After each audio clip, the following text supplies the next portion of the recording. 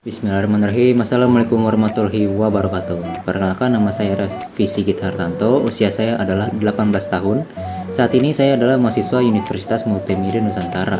Program studi saya saat ini adalah informatika.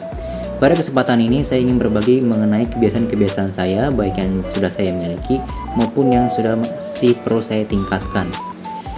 3 kebiasaan baik yang saya sudah miliki. Yang pertama itu adalah disiplin waktu. Saya terbiasa membuat jadwal harian seperti kapan belajar, kapan beristirahat, dan kapan bersosialisasi. Mengapa disebut kebiasaan baik? Karena disiplin melatih saya menghargai diri sendiri, orang lain, dan tanggung jawab yang saya pegang.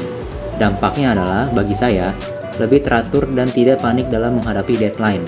Bagi keluarga, mereka yang melihat saya lebih mandiri dan lebih bertanggung jawab. Dan bagi teman, mereka nyaman bekerja sama dengan saya karena bisa mengandalkan saya tepat waktu. Yang kedua adalah mau belajar hal baru, terutama teknologi.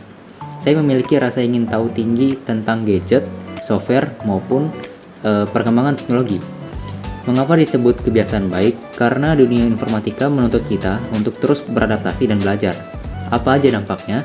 Bagi saya, terus berkembang, tidak mudah tertinggal. Bagi keluarga, saya bisa membantu mereka memanfaatkan teknologi dengan lebih bijak. Bagi teman, saya bisa berbagi pengetahuan dan jadi tempat mereka bertanya. Yang ketiga, peduli dan mau membantu orang lain. Saya terbiasa mendengarkan cerita teman, membantu jika ada yang kesulitan dalam pelajaran, ataupun sekadar memberi semangat.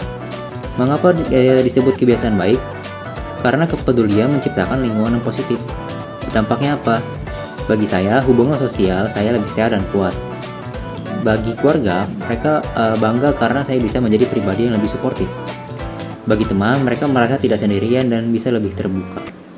Lalu selanjutnya adalah 3 kebiasaan yang perlu saya tingkatkan, ya. Manajemen stres dan emosi. Ini yang pertama, karena saya sendiri masih mudah cemas ketika ada tugas menumpuk atau saat ada tekanan. Mengapa perlu ditingkatkan? Karena mahasiswa akan sering menghadapi deadline, ujian, dan proyek kelompok. Dampak apabila konsisten diperbaiki, yang itu saya bisa menghadapi tantangan dengan tenang, lebih fokus, dan kualitas pekerjaan meningkat. Lalu yang kedua, aktif berkomunikasi dan berpendapat ikhlas.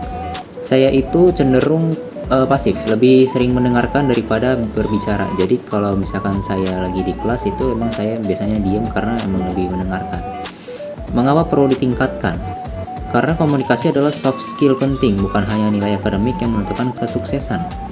Dampak apabila ini dikonsisten untuk diperbaiki.